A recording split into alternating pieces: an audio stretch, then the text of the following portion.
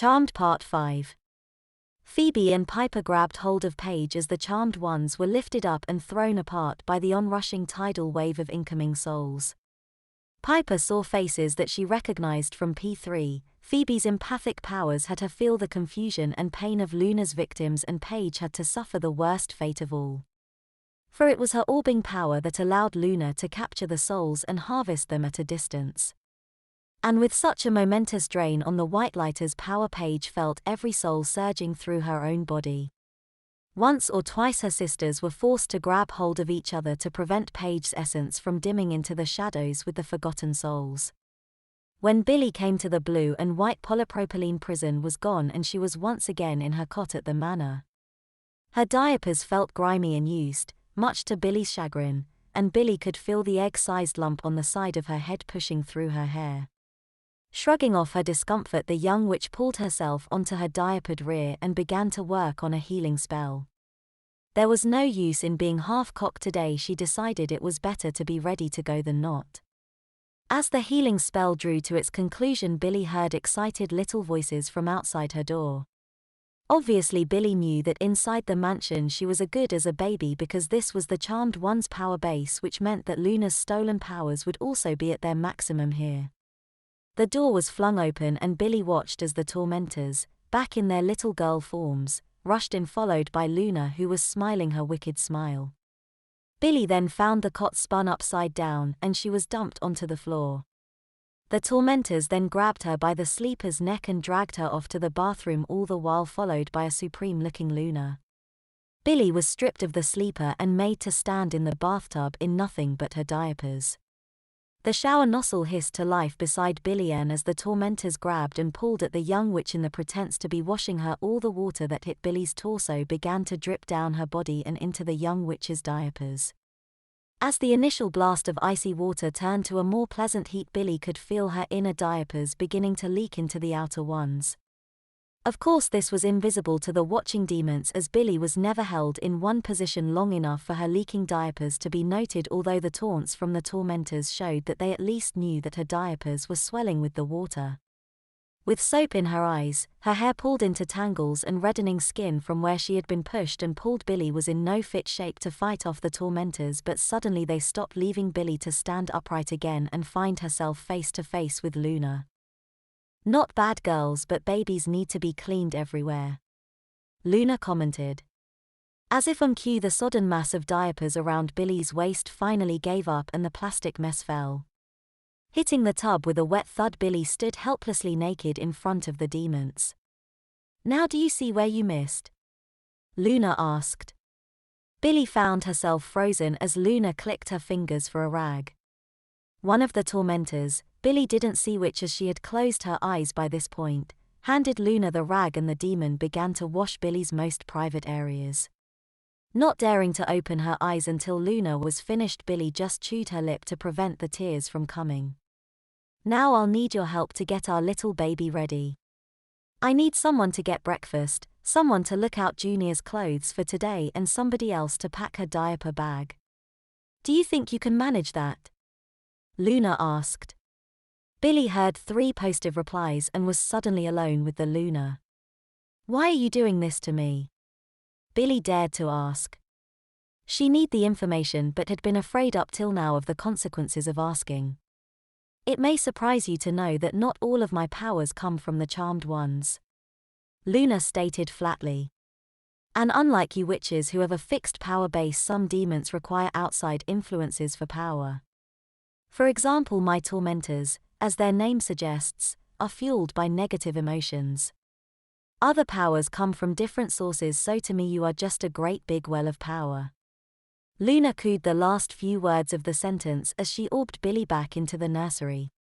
Lying on her back and once again strapped to the changing mat, Billy watched as Luna passed her wand over her, drying her instantly. Without touching the young witch, Luna began to orb diapers onto Billy, who could only struggle as diaper after diaper adorned her waist. However, as the 4th and final diaper appeared over Billy's swollen midsection, she realized that these weren't the overgrown convertibles she had been forced to accept as the norm. Instead of the usual white cloth-like covering, these diapers were plastic-backed and crinkly. The cartoon designs weren't those of trains and jack-in-the-boxes, but they were all witch-based with wands, black cats, and pointy hats. The diapers were also fastened by 3 sets of tapes, each one a different color, a bright pink, yellow, and orange respectively, and they weren't resealable. Apparently Billy was in these diapers until she really had to come out of them. Unbeknownst to the young witch, each diaper proudly displayed Billy's name in an upwards arch across her backside. As the tormentor in the soccer shirt entered the room, Luna orbed Billy into a standing post-ion as she inspected the outfit that the tormentor had selected. Nodding and clucking her approval, Luna began to orb the clothing around Billy. The white Teletubbies t-shirt around Billy pressed her chest down and didn't cover the top of her navel, fully exposing the witch-patterned waistband of Billy's diapers.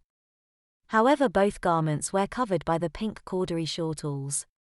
Although Billy guessed that the widely spaced snaps would reveal a lot of her diapers if they were ever to be used.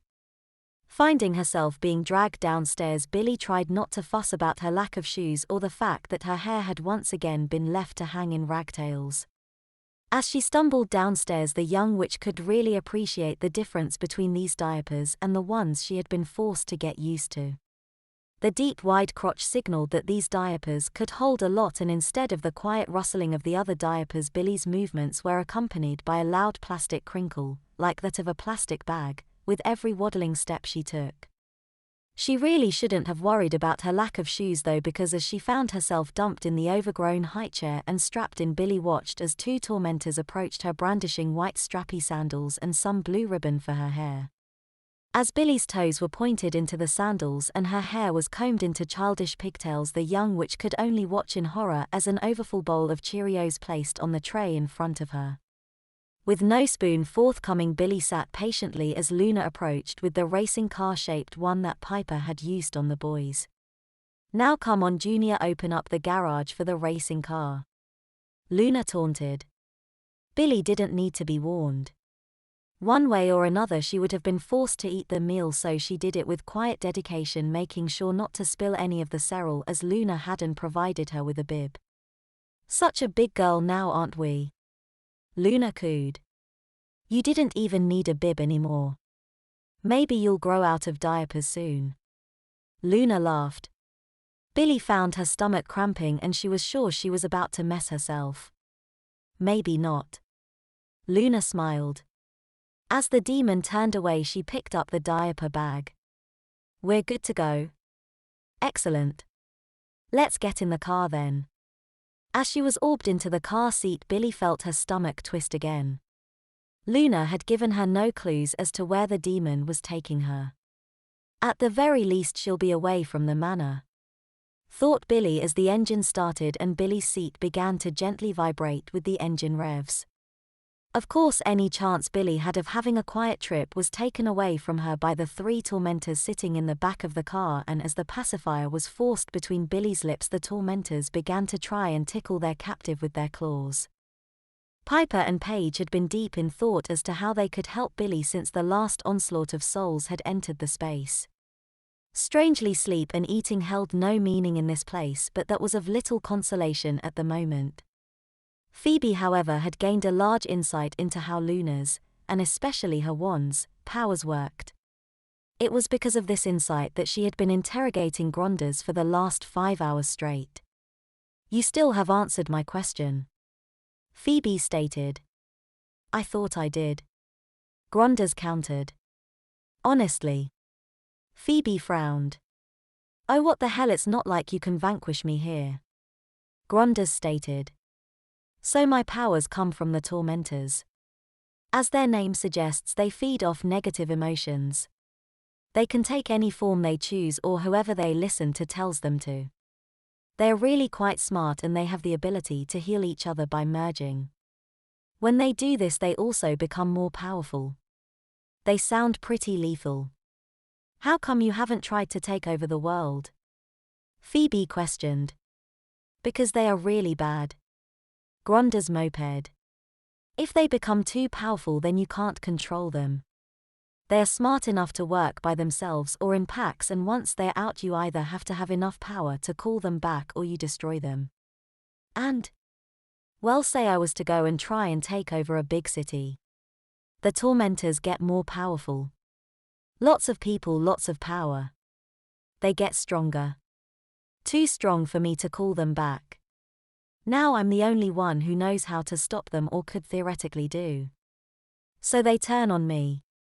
What powers do I have to get rid of them? Make more tormentors. Now they will compete against each other for power, but in that situation I'm willing to bet they're smart enough to merge with each other.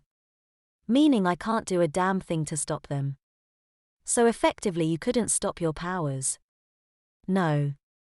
No, I couldn't. You happy now? Gronders sulked. This is why I don't try and take over, and everybody knows it. I'm a laughingstock, even amongst vanquished demons. Phoebe looked at Gronders for a while. The salience between them making the fat demon uncomfortable. What you thinking? Gronders asked nervously. How would you like to become a legend in the pit? Phoebe asked. Yeah, sure. The charmed one's helping a demon. Gronders snorted. Think about it. Phoebe said before floating away to confer with her sisters. Billy watched the city roll by. When the car finally stopped at its destination, Billy recognized it as one of the parks way across town. Billy wondered why she had been taken here, but as she was orbed beside the car, Luna preferring this to actually trying to lift the young witch out of the car seat. As the tormentors piled out of the car, Billy found her hand tightly grasped by Luna. Looking up at the demon, Billy received a warning glance and with a sigh allowed herself to be dragged into the park. Clearly when Luna had been absorbing souls, she had also been gleaning information, as when Billy rounded the hedgerow into the park she saw a brand new play structure waiting for her. In fact, it wasn't just one play structure, there were 3. Each one was designed for different ages and had a large sandpit surrounding it to prevent any trips or falls from skinning knees. The play structures themselves were made of bright plastics and clear plexiglass, allowing for excellent visibility for the watching parents who could sit on the large benches or even the grass in front of the sandpits. Billy watched as she saw a couple of volunteers who were clearly responsible for ensuring that the sugar-fueled, overexcited children remained on the correct play structure, remove shoes and help children find their feet. Ironically, Billy felt comforted by this. There was no way the Luna could claim that Billy was of the right age even for the oldest play structure, as she was just too big. The world seemed to draw to an eerie quiet as Billy approached the play structure for the children 3 and under. As Billy looked around at the people who were now frozen in place, she stared back at Luna and her tormentors. And I bet you thought you were too big to play with the other babies. Luna smiled as she slapped a daisy sticker on the front pocket of Billy's pink shortals. As soon as the sticker hit Billy's shortals, the young witch found her shoulders being squeezed by the straps of her shortals. The straps began to apply constant pressure across her shoulder blades, and as Billy lifted her arms to try and pull the straps away from her, the young witch felt like her chest was being squeezed in a vice.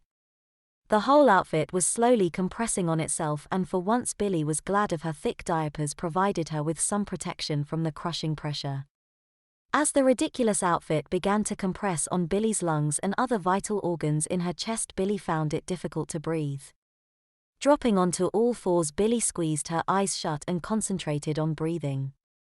Feeling the oxygen burning in her throat, Billy spat out the pacifier and began to wail. With the lack of oxygen, her vision swam as the world around her began to feel bigger. Clearly the lack of oxygen was affecting her brain, because it appeared that Luna's legs were getting bigger and thicker. Shutting her eyes again, Billy concentrated on keeping her heart nourished with oxygen. There was no chance of conjuring a countering spell, the pain was too intense. Eventually it subsided and Billy dared to open her eyes and look up at Luna. Only now she had a long way to look up. As the world around her became unfrozen, Billy found out what it was like to be to the size of a small infant. Running her hands along her body, Billy realized that she hadn't actually been transformed into a baby. Instead, she had just been scaled down, in the reverse process than what happened to the diapers she was put in. Billy then found herself scooped up by Luna, who smiled at the blinking girl who was clearly trying to accept the difference between what she had been looking at before she was frozen and now what she was being presented with. As Luna approached, the girl shook her head and her smile returned. Taking the frozen Billy from Luna's arms, she quickly removed the shrunken witch's sandals and set her down on her feet. Billy took a couple of waddling steps away from Luna, then spying a gap in the plastic structure began to charge towards it. Even if she was shrunk, Billy hoped that she might be out of range enough to escape the demon. The gap, Billy realized, was a gate, and as her tiny legs powered her towards it, her escape route was shut off as another one of the supervising girls re-entered the play area. Finding herself stranded in the middle of the sandpit, Billy suddenly felt very alone and very small. It was then she heard footsteps on the warm sand behind her. Turning around, Billy realized that whilst she might be the oldest girl in the play area, she certainly wasn't the biggest. Towering head and shoulders above her was round 3-year-old girl in a white summer dress with yellow trim, dirty yellow hair and a malicious smile on her face. "Look at the little baby," the girl boomed. Even her voice was bigger than Billy. "Aren't you cute?" She smiled, leaning forward so she could stare at Billy with her piggy little eyes. Her silver eyes. "She's a tormentor," Billy thought. "I'm Bertha." The girl boomed again. "I want you to be my friend." Gritting her teeth around the pacifier, Billy sensed she really had no choice. This girl was huge. "Okay." She gurgled around her pacifier. "You talk silly." Bertha giggled, placing her massive hand on Billy's back and pushing her onwards. Taking Billy to an abandoned corner of the sandpit, Bertha presented the young witch with a bucket and spade. Seeing that she had no real choice, Billy took the bucket and began diligently filling it with sand. "No, no, no," Bertha began. "You're doing it all wrong." She finished picking up the bucket. Placing one of her massive hands on Billy's back, she pushed the young witch's face into the sand. Flipping Billy over, who found herself pinned by the tight shortles and the larger girl's size, Bertha reached for the snaps on Billy's crotch.